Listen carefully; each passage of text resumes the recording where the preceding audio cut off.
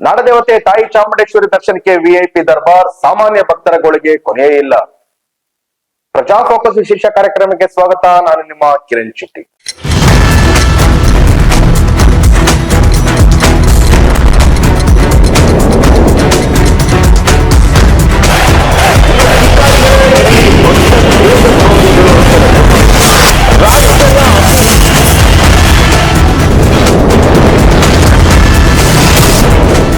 ವೀಕ್ಷಕರೇ, ನಾಡದೇವತೆ ತಾಯಿ ಚಾಮುಂಡೇಶ್ವರಿ ದರ್ಶನ ಅಂತಂದ್ರೆ ಈಗ ಶಕ್ತಿ ಏನಂತಂದ್ರೆ ವರ್ಷವೂ ಕೂಡ ಈ ಒಂದು ಆಷಾಢ ಮಾಸದಲ್ಲಿ ವಿಶೇಷ ಪೂಜೆ ಅಲಂಕಾರ ಹಮ್ಮಿಕೊಂಡಿರುತ್ತೆ. ನಾಡಿನಾದ್ಯಂತ ಜನಗಳು ಈ ದರ್ಶನ ಮಾಡೋದಕ್ಕೆ, ತಾಯಿ ಚಾಮುಂಡೇಶ್ವರಿ ದರ್ಶನ ಮಾಡೋದಕ್ಕೆ ಮೈಸೂರಿಗೆ ಆಗಮಿಸ್ತಾರೆ. ಆದ್ರೆ ಇತ್ತೀಚೆಗೆ ಏನಾಗ್ತಿದೆ ಅಂತಂದ್ರೆ ಈ ವಿಐಪಿ ಅಥವಾ ವಿವಿಐಪಿ ದರ್ಬಾರ್ಗಳು ಹೆಚ್ಚಾಗಿದೆ. ಅವ್ರ ಹೆಸರು ಹೇಳ್ಕೊಂಡು ಒಂದಷ್ಟು ಜನ ಮುಗಿ ಬೀಳ್ತಾ ಇರತಕ್ಕಂಥದ್ದು ದರ್ಶನಕ್ಕೆ. ಅಂದ್ರೆ ಸಾಮಾನ್ಯ ಭಕ್ತರಿಗೆ ಈ ಅವಕಾಶ ಇರೋದಿಲ್ಲ. ಸಾಮಾನ್ಯ ಭಕ್ತರು ಬೆಳಗ್ಗೆ 3 ಗಂಟೆ 2 ಗಂಟೆ 4 ಗಂಟೆ ಅಂತ ಕ್ಯೂ ನಿಂತ್ಕೊಂಡು ಮಳೆ ಬಿಸಿಲು ಅಂತಾನೆ ನೋಡ್ದೇನೆ ಕ್ಯೂ ಅಲ್ಲಿ ನಿಂತ್ಕೊಂಡು ದರ್ಶನ ಮಾಡ್ಬೇಕಾಗಿರುತ್ತೆ. ಅಂದ್ರೆ ಅವ್ರ ಗೋಳು ಕೇಳೋರೇ ಇಲ್ವಾ ಅಂತ. ಸೊ ಈ ಒಂದು ವಿಶೇಷ ಏನಂತ ನೋಡೋದಾದ್ರೆ, ನಾಡದೇವತೆ ತಾಯಿ ಚಾಮುಂಡೇಶ್ವರಿ ದೇವಿಯ ದರ್ಶನಕ್ಕಾಗಿ ಆಷಾಢ ಮಾಸದಲ್ಲಿ ರಾಜ್ಯದ ಮೂಲೆ ಮೂಲೆಗಳಿಂದ ಲಕ್ಷಾಂತರ ಭಕ್ತರು ಚಾಮುಂಡಿ ಬೆಟ್ಟಕ್ಕೆ ಆಗಮಿಸ್ತಾರೆ. ಇದು ಪ್ರತೀತಿ. ಆದರೆ ಈ ಬಾರಿ ವಿಐಪಿ ಹಾಗೂ ವಿವಿಐಪಿ ದರ್ಶನದ ವ್ಯವಸ್ಥೆ ಮತ್ತು ಅವರ ವಾಹನಗಳಿಗೆ ನೀಡಲಾಗುತ್ತಿರುವ ವಿಶೇಷ ಅವಕಾಶಗಳಿಂದ ಸಾಮಾನ್ಯ ಭಕ್ತರು ತೀವ್ರ ಸಂಕಷ್ಟ ಅನುಭವಿಸುತ್ತಿದ್ದಾರೆ. ಈ ಬಾರಿಯ ಆಷಾಢ ಮಾಸದ ಪ್ರತಿಯೊಂದು ಶುಕ್ರವಾರವೂ ಸಾಮಾನ್ಯ ಭಕ್ತರಿಗೆ ದರ್ಶನ ಪಡೆಯುವುದು ದುಸ್ತರವಾಗಿದೆ. ಗಂಟೆಗಟ್ಟಲೆ ಸರತಿ ಸಾಲಿನಲ್ಲಿ ನಿಂತು ಬಿಸಿಲು ಮಳೆಯನ್ನು ಲೆಕ್ಕಿಸದೆ ದೇವಿಯ ದರ್ಶನಕ್ಕಾಗಿ ಕಾಯುವ ಬಡ ಹಾಗೂ ಸಾಮಾನ್ಯ ಭಕ್ತರು ಕೆಲವೇ ವಿಐಪಿ ಮತ್ತು ವಿವಿಐಪಿಗಳ ದರ್ಬಾರ್ನಿಂದ ಹೈರಾಣಾಗಿದ್ದಾರೆ. ಅಂದ್ರೆ ವಿಐಪಿಗಳಿಗೆ ಒಂದು ಅವಕಾಶಗಳು ಕಲ್ಪಿಸಿಕೊಟ್ರೆ, ಇನ್ನ ಸಾಮಾನ್ಯ ಜನರಿಗೆ ಯಾವುದೇ ಸರ್ವೇ ಸಾಮಾನ್ಯ ಸರತಿ ಸಾಲಿನಲ್ಲಿ ಹೋಗ್ಬೇಕು, ಗಂಟೆಗಟ್ಟಲೆ ನಿಲ್ಬೇಕು, ಒಂದು ದರ್ಶನಕ್ಕೆ ಕಡಿಮೆ ಅಂತಂದ್ರು 8 ರಿಂದ 9 ಅವರ್ ನಿಂತ್ಕೊಬೇಕು, ಆದ್ರೂ ಆಗುತ್ತೆ.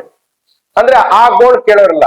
ಮತ್ತೆ ಇಲ್ಲಿನ ವ್ಯವಸ್ಥೆ ಏನಾಗ್ಬಿಟ್ಟಿದೆ ಅಂತಂದ್ರೆ, ಈ ವಿಐಪಿ ಅಂತ ಹೆಸರು ಹೇಳ್ಕೊಂಡು ಬರೋರು ಇದ್ದಾರಲ್ಲ, ಅಂತವ್ರದ್ದು ಅರ್ಧ ಜಾಸ್ತಿ. ಅಂದ್ರೆ ನನಗೆ ಅವ್ರ ಗೊತ್ತು, ನನಗೆ ಇವ್ರ ಗೊತ್ತು, ನಾನು ಅವ್ರ ಕಡೆಯವರು, ನಾನು ಇವ್ರ ಕಡೆಯವರು ಅಂತ ಒಂದಷ್ಟು ಹೇಳ್ಕೊಂಡು ದರ್ಶನ ವ್ಯವಸ್ಥೆ ಸುಲಭವಾಗಿ ಮಾಡ್ಕೊಳ್ಳೋಂಥದ್ದು ಇದೆಯಲ್ಲ, ಇದು ಅಂದ್ರೆ ಅಲ್ಲಿನ ವ್ಯವಸ್ಥೆ ಎಷ್ಟರ ಮಟ್ಟಿಗೆ ಹಾಳಾಗಿದೆ.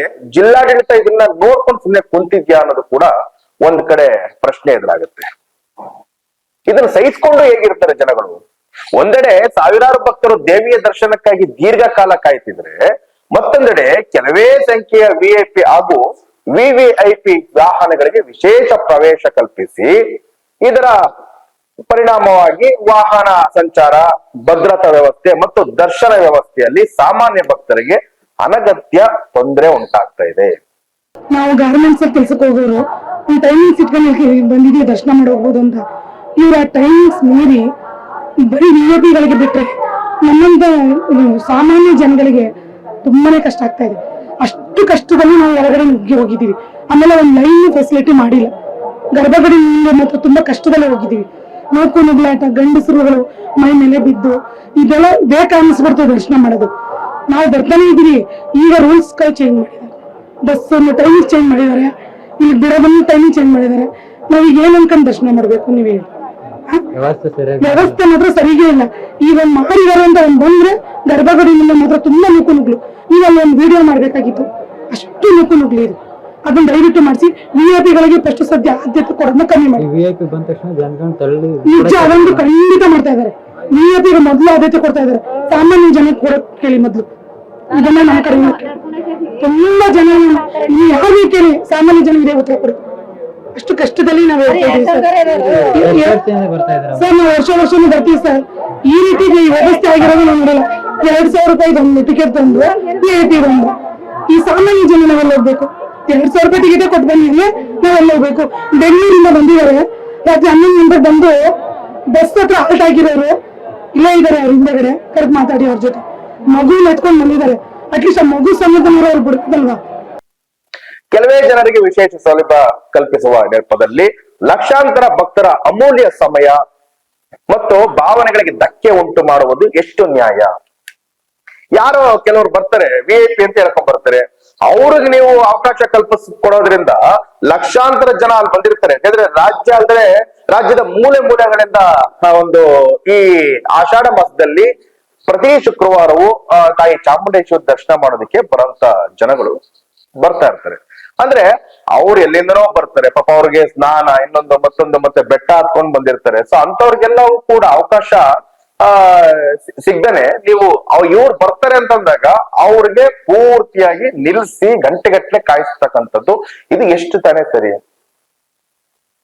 ದೇವರ ಮುಂದೆ ಎಲ್ಲರೂ ಸಮಾನರು ಎಂಬ ತತ್ವವನ್ನು ಪಾಲಿಸಬೇಕಾದ ಸಂದರ್ಭದಲ್ಲಿ ಇಂತಹ ವಿಶೇಷ ಸೌಲಭ್ಯಗಳು ಭಕ್ತರಲ್ಲಿ ಅಸಮಾಧಾನ ಮತ್ತು ಆಕ್ರೋಶಕ್ಕೆ ಕಾರಣವಾಗುತ್ತಿದೆ. ನೀವು ಮಾಡ್ತಿರೋಂತ ಈ ಕೆಲ್ಸಕ್ಕೆ, ಈ ಕ್ರೂರಕ್ಕೆ ಮತ್ತೆ ಜನಗಳು ದೊಂಬಿ ಹೇಳ್ತಾನೆ ಮತ್ತೆ ಇನ್ನೇನ್ ಹೇಳ್ತಾರೆ ಹೇಳಿ? ಕಣ್ಮುಂದೆ ಇವೆಲ್ಲ ನೋಡಿ ಕೂಡ ಸುಮ್ಮನೆ ಇರೋಕ್ಕಾಗಲ್ಲ. ಯಾಕೆಂತಂದ್ರೆ ಮಕ್ಕಳು, ಮರಿ, ಮತ್ತೆ ಹೆಣ್ಮಕ್ಳು, ವಯಸ್ಸಾಗಿರೋರು ಎಲ್ರು ಬಂದು ನಿಂತಿರ್ತಾರೆ. ಎಲ್ರಿಗೂ ಅವಕಾಶ ಕಲ್ಪಿಸ್ಕೊಡ್ಬೇಕಾಗಿರುತ್ತೆ. ನೀವ್ ಯಾರೋ ಒಂದ್ 4 ಜನ ಬಂದ್ರು ಅಂತಿದ್ ಮಾತ್ರಕ್ಕೆ ಅವ್ರಿಗೆ ವಿಶೇಷ ಆತಿಥ್ಯ ನೀಡ್ತಕ್ಕಂಥದ್ದು ಎಷ್ಟಾನೆ ಸರಿ? ಓಕೆ, ನಿಮ್ಮ ಪ್ರೊಸೀಜರ್, ನಿಮ್ಮ ಪ್ರೋಟೋಕಾಲ್ ಪ್ರಕಾರ ನೀವು ಮಾಡೋದೇ ಆದ್ರೆ, ಸೊ ನಿಮ್ ಪ್ರೋಟೋಕಾಲ್ ಏನಿದೆ ಅಂತವ್ರಿಗೆ ವಿಶೇಷ ಅನುಮತಿ ನೀಡಿ ಕೊಡಿ. ಆದ್ರೆ ಇನ್ನ ಮಿಕ್ಕಿರೋರ್ಗೆ, ಯಾಕೆಂತಂದ್ರೆ ಪ್ರೋಟೋಕಾಲ್ ಅಂತ ಬಂದಾಗ ಏನಾಗುತ್ತೆ, ಮಿನಿಸ್ಟರು, MLA ಗಳು ಅಥವಾ ದೊಡ್ಡ ದೊಡ್ಡ ಸೆಲೆಬ್ರಿಟಿಗಳಿಗೆ ಇದು ಒಂದಷ್ಟು ಪ್ರೋಟೋಕಾಲ್ ಇರುತ್ತೆ. ಯಾಕಂದ್ರೆ ಅವ್ರು ಬಂದಂತ ಸಮಯದಲ್ಲಿ ಜನಗಳು ಸೇರ್ತಕ್ಕಂಥದ್ದು ಬೇರೆ ಅವಾಂತರ ಆಗ್ಬಾರ್ದು ನಿಟ್ಟಿನಲ್ಲಿ. ಸೊ ಇದನ್ನೆಲ್ಲ ಪ್ರೋಟೋಕಾಲ್ ನೀವು ಮಾಡ್ಬೇಕಾಗತ್ತೆ, ಫಾಲೋ ಮಾಡ್ಬೇಕಾಗತ್ತೆ. ಆದ್ರೆ ಅವ್ರ ಹೆಸರು ಹೇಳ್ಕೊಂಡ್ ಬರೋರ್ಗೆ ಯಾಕೆ ಈ ಒಂದು ಆತಿಥ್ಯ ನೀಡ್ತಿದ್ರಿ? ಎಲ್ಲರಿಗೂ ಏನ್ ಸಾಮಾನ್ಯ ಜನರಿಗೆ ನೀವೇನ್ ಕೊಡ್ತಾ ಇದ್ರಿ ಅಂದ್ರೆ ಬಸ್ನಲ್ಲಿ ಫ್ರೀ ಬಸ್ಸಲ್ಲಿ ಹೋಗ್ ಬರೋಂಥದ್ದು ಆತರ ಮಾಡಿ. ಯಾಕೆ? ಇದೇ ಕಳೆದ ವರ್ಷ ಹಾಸನಾಂಬ ನಾವು ನೋಡಿದೀವಿ. ಹಾಸನಾಂಬ ದೇವರ ದರ್ಶನಕ್ಕಾಗಿ ಸೊ ಮಾನ್ಯ ಉಸ್ತುವಾರಿ ಸಚಿವರಾಗಿರ್ತಕ್ಕಂಥ ಕೃಷ್ಣ ಬೈರೇಗೌಡರು ಉಸ್ತುವಾರಿ ಸಚಿವರಾಗಿದ್ರು. ಎಷ್ಟು ನೀಟಾಗಿ ಅದನ್ನ ಮ್ಯಾನೇಜ್ ಮಾಡಿದ್ರು. ಯಾರಿಗೂ ಅಲ್ಲಿ ಒಳಗಡೆ ಎಂಟ್ರಿ ಕೊಡ್ಲಿಲ್ಲ. ಎಂತ VIP ಇದ್ರು ಒಳಗಡೆ ಎಂಟ್ರಿ ಕೊಡ್ಲಿಲ್ಲ. ಅವ್ರಿಗೆ ಸಪರೇಟ್ ವಾಹನಗಳನ್ನ ನೀಡಿತ್ತು. ಅವರ ಪರ್ಸನಲ್ ವೆಹಿಕಲ್ಸ್ ಯಾರಿಗೂ ಅನುಮತಿ ಕೊಡ್ಲಿಲ್ಲ. ಈವನ್ ನಮ್ಮ ರೇವಣ್ಣ ಅವರು ಇದ್ರ ವಿಚಾರವಾಗಿ ಕೋಪಗೊಂಡ್ರು. ಎಲ್ರಿಗೂ ನಿಮ್ಗೆ ಗೊತ್ತಿದೆ ಇದು. ಮತ್ತೆ ಮೈಸೂರಿನ ಚಾಮುಂಡಿ ಬೆಟ್ಟದಲ್ಲಿ ಯಾಕೆ ಈ ಒಂದು ವಿಶೇಷ ಆತಿಥ್ಯಗಳು ಕೊಡ್ತಿದ್ರಿ? ಯಾಕೆ ಜನಗಳಿಗೆ ಇಷ್ಟೊಂದು ಮೋಸ ಮಾಡ್ತಕ್ಕಂಥದ್ದು ಮಾಡ್ತಿದ್ರಿ ನೀವು? ಅವ್ರ ಆಕ್ರೋಶ ಎಷ್ಟರ ಮಟ್ಟಿಗೆ ಇರುತ್ತೆ ಅಂತಂದ್ರೆ, ಒಂದು ತಾಳ್ಮೆ ಅನ್ನೋದು ಒಂದು ಮಿತಿ ಇರ್ತೈತೆ. ಭಕ್ತರ ಸಹನೆಗೂ ಒಂದು ಮಿತಿ ಇದೆ. ಜನರ ನೋವು, ಆಕ್ರೋಶ ಮತ್ತು ಅಸಮಾಧಾನವನ್ನು ನಿರ್ಲಕ್ಷಿಸುವುದು ಯಾರಿಗೂ ಕೂಡ ಒಳ್ಳೆಯದಲ್ಲ. ಆದ್ದರಿಂದ VIP ಹಾಗೂ VVIPಗಳ ಹಿಂಬಾಲಕರು, ಚುನಾಯಿತ ಪ್ರತಿನಿಧಿಗಳ ಆಪ್ತರು, ಸ್ಥಳೀಯ ಮುಖಂಡರು ಹಾಗೂ ಅವರೊಂದಿಗೆ ಬರುವ ದೊಡ್ಡ ದಂಡುಗಳಿಗೆ ನೀಡಲಾಗುತ್ತಿರುವ ಅನಗತ್ಯ ವಿಶೇಷ ಸೌಲಭ್ಯಗಳಿಗೆ ಕಟ್ಟುನಿಟ್ಟಿನ ನಿಯಂತ್ರಣ ಹೇರಬೇಕು. ಮಾನ್ಯ ಮೈಸೂರು ಉಸ್ತುವಾರಿ ಸಚಿವರಾದಂತಹ ನೂತನವಾಗಿ ಸಚಿವರಾಗಿದ್ದಾರೆ ಮಾನ್ಯ DK ಶಿವಕುಮಾರ್ ಮಂತ್ರಿಮಂಡಲದಲ್ಲಿ ಯತೀಂದ್ರ ಸಿದ್ದರಾಮಯ್ಯನವರೇ ದಯವಿಟ್ಟು ಈ ಕಡೆ ಸ್ವಲ್ಪ ಗಮನ ಹರಿಸಬೇಕು. ಯಾಕಂತಂದ್ರೆ ಉಸ್ತುವಾರಿ ಸಚಿವರಾಗಿದ್ದೀರಿ, ನೀವು ಸಾಮಾನ್ಯ ಜನರಿಗೂ ಕೂಡ ಅವಕಾಶ ಕಲ್ಪಿಸ್ಕೊಡ್ಬೇಕು. ಯಾವುದೇ ತೊಂದರೆ ಆಗ್ದೇನೆ ಈಸಿಯಾಗಿ 1 ರಿಂದ 2 ಗಂಟೆ ಒಳಗಡೆ ಅವರಿಗೆ ಆ ದರ್ಶನದ ವ್ಯವಸ್ಥೆ ಕಲ್ಪಿಸ್ಕೊಡ್ಬೇಕು. ನಿಮ್ಮ VIP VVIP ಅವೆಲ್ಲ VIP ಎಲ್ಲಿಂದ ಬರುತ್ತೆ? ಸಾಮಾನ್ಯ ಜನರಿದ್ರೇನೆ ನಿಮ್ಮ VIP VVIPಗಳು ಹುಟ್ಟೋಕ್ ಸಾಧ್ಯ. ಯಾರು VVIPಗಳು ನೋಡ್ತಾ ಇದ್ರೆ ಖಂಡಿತ VIP VVIPಗಳು ವಿಶೇಷ ಸೌಲಭ್ಯಗಳು ನೀಡಬೇಕು. ಆದರೆ ಇವರಲ್ಲಿ ಯಾರು ಅನ್ನೋದೇ ಗೊಂದಲ. ಯಾರು ಗೊತ್ತೇ ಇರಲ್ಲ, ಯಾವ VIP ಗೊತ್ತಿರಲ್ಲ. ಸದ್ಯ ಆಷಾಢ ಮಾಸದಲ್ಲಿ ತಾಯಿ ಚಾಮುಂಡೇಶ್ವರಿ ದರ್ಶನಕ್ಕೆ ಬರುತ್ತಿರೋ 90% ಜನರು ಯಾವ ಸೇಮಿ VVIPಗಳಿಂದಲೇ ಗೊತ್ತಿಲ್ಲ. ಆದ್ರೂ VIP VVIPಗಳಿಗೆ ನೀಡಲಾದ ವ್ಯವಸ್ಥೆ ಮಾತ್ರ ಅವರಿಗೆ ಅತ್ಯಂತ ಸುಲಭವಾಗಿ ನೀಡ್ತಾ ಇದೆ. ಅವ್ರ ಕಡೆಯವರು ಇವ್ರ ಕಡೆಯವರು ಅಂತ ಹೇಳ್ಕೊಂಡು ಬರೋರೆಲ್ಲ ಹೆಚ್ಚಾಗ್ತಾ ಇದಾರೆ. ಇಂಥವ್ರಿಂದಲೇ ಇಂದು ಚಾಮುಂಡಿ ಬೆಟ್ಟ ಅವ್ಯವಸ್ಥೆಯ ಆಗರವಾಗಿದೆ. ಇನ್ನು ನಾನು ಅಲ್ಲಿ ನೋಡ್ದಂತೆ ಒಂದಷ್ಟು ಲೆಟರ್ಗಳು ಇಟ್ಕೊಂಡ್ಬಿಡೋದು. ನಾನು ಈ ಕಡೆಯಿಂದ ನಾನು ಇಲ್ಲಿಂದ ನನ್ನ ಪರ್ಮಿಷನ್ ತಂದಿದ್ದೀನಿ ಅಂತ ಅವರು ಕನಿಷ್ಠ ಅಂದ್ರೆ ಒಂದು 15-20 ಜನ ದಾಳಿಗಳನ್ನ ಕರ್ಕೊಂಡ್ಬಂದ್ಬಿಡೋದು. ನೀವು ಪರ್ಮಿಷನ್ ಕೊಡ್ತೀರಲ್ಲ, ಯಾರು ನಿಮ್ಗೆ ಅವಕಾಶ ಇರುತ್ತೆ ಈ ಜಿಲ್ಲಾಡಳಿತಕ್ಕೆ ಸಂಬಂಧಪಟ್ಟ ಯಾರು ಅವಕಾಶ ಕೊಡ್ತಾರೆ ಅಥವಾ ಜನಪ್ರತಿನಿಧಿಗಳು ಹೆಂಗೆ ನೀವು ಕೊಡ್ತೀರಿ ನೀವು? ಈಗ ನಿಮಗೆ ಸಿಗ್ಬೇಕಾಗಿರುತ್ತ ಆದ್ಯತೆ ಓಕೆ, ಆದ್ರೆ ನಿಮ್ ಕಡೆಯವರಂತ ಹೇಳ್ಕೊಂಡ್ ಬರ್ತಾರಲ್ಲ, ಸೊ ಅವ್ರಿಗೆ ಹೆಂಗ್ ನೀವು ಅವಕಾಶ ಕಲ್ಪಿಸ್ಕೊಟ್ಟು ಒಂದು ಲೆಟರ್ ಏನಾದ್ರು ಸೈನ್ ಮಾಡ್ಕೊಡ್ತೀರಿ? ಅಂದ್ರೆ ಇಲ್ಲಿ ಜನಸಾಮಾನ್ಯರಿಗೆ ಎಷ್ಟು ತೊಂದರೆ ಆಗ್ತೈತೆ ಅಂತ ನಿಮ್ಗ ಜ್ಞಾನನಾದ್ರೂ ಇದೆಯಾ ಇಲ್ವಾ? ವಿಐಪಿಗಳು ದರ್ಶನಕ್ಕಾಗಿ ಬರ್ತಿರೋದು ಏನೋ ಬೆರಳೆಣಿಕೆ ಎಷ್ಟು, ಆದ್ರೆ ಅಸಲಿಗೆ ಅವರ ಜೊತೆ ಬರುವವರು ಮಾತ್ರ ಅವರ ಹೆಸರು ಹೇಳ್ಕೊಂಡು ಬರೋರಿಂದಲೇ ಈಗ ಭಾರಿ ಸಮಸ್ಯೆ ಆಗ್ತಾ ಇರೋದು. ದೇವಸ್ಥಾನದ ಈ ಮಂಡಳಿ ಯಾವುದೇ ವಿವಿಐಪಿಗಳ ಕಡೆಯವರ ಕಾರ್ಗಳು ಅಥವಾ ಖಾಸಗಿ ವಾಹನಕ್ಕೆ ಪ್ರವೇಶದಿಂದ ಕಠಿಣ ನಿರ್ಬಂಧ ವಿಧಿಸಬೇಕು. ಮಂತ್ರಿಗಳಿಗೆ, ಅಧಿಕಾರಿಗಳ ವಾಹನಗಳಿಗೆ ಮಾತ್ರ ಅವಕಾಶ ಮಾಡಿಕೊಡ್ಬೇಕು. ಇನ್ನು ವಿವಿಐಪಿಗಳ ವಾಹನ ಪ್ರವೇಶವು ಸಂಪೂರ್ಣ ಪಾರದರ್ಶಕವಾಗಿರ್ಬೇಕು. ನೀವು ಚೆಕ್ ಮಾಡಿ ಚೆಕ್ ಪೋಸ್ಟ್ ಗಳು ಹಾಕೊಂಡಿದ್ದೀರಲ್ವಾ, ಸೊ ಪರ್ಯಾಯ ರಸ್ತೆಗಳನ್ನ ನೀವು ಮಾಡ್ಕೊಂಡಿದ್ದೀರಲ್ವಾ, ನೀವು ಅಲ್ಲಿ ಚೆಕ್ ಪೋಸ್ಟ್ ಚೆಕ್ ಮಾಡ್ಬೇಕು. ನಿಜವಾಗ್ಲೂ ಪಾರದರ್ಶಕತೆಯಿಂದ ಇರ್ಬೇಕು. ನೀವು ಯಾರನ್ನ ಬಿಡ್ಬೇಕಾಗಿರುತ್ತೆ, ಯಾರನ್ನ ಬಿಡಬಾರ್ದು ಅನ್ನೋದು ನಿಜವಾಗ್ಲೂ ವಿಐಪಿಗಳಾಗಿದ್ರೆ ಮಾತ್ರ ಅವರ ವಾಹನ ಬಿಡ್ತಕ್ಕಂಥದ್ದು ಮಾಡಿ.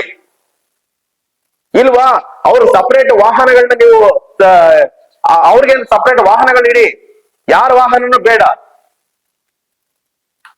ಭದ್ರತಾ ಕಾರಣಗಳಿಂದ ಕಡ್ಡಾಯವಾಗಿ ಅವಕಾಶ ನೀಡಬೇಕಾಗಿರುವ ಪಟ್ಟಿಯನ್ನು ಮೊದಲೇ ಪಡೆಯಬೇಕು ಮತ್ತು ಸಾಮಾನ್ಯ ಭಕ್ತರ ದರ್ಶನ, ಸಂಚಾರ ಮತ್ತು ಮೂಲ ಸೌಕರ್ಯಕ್ಕೆ ಮೊದಲ ಆದ್ಯತೆ ನೀಡಬೇಕು.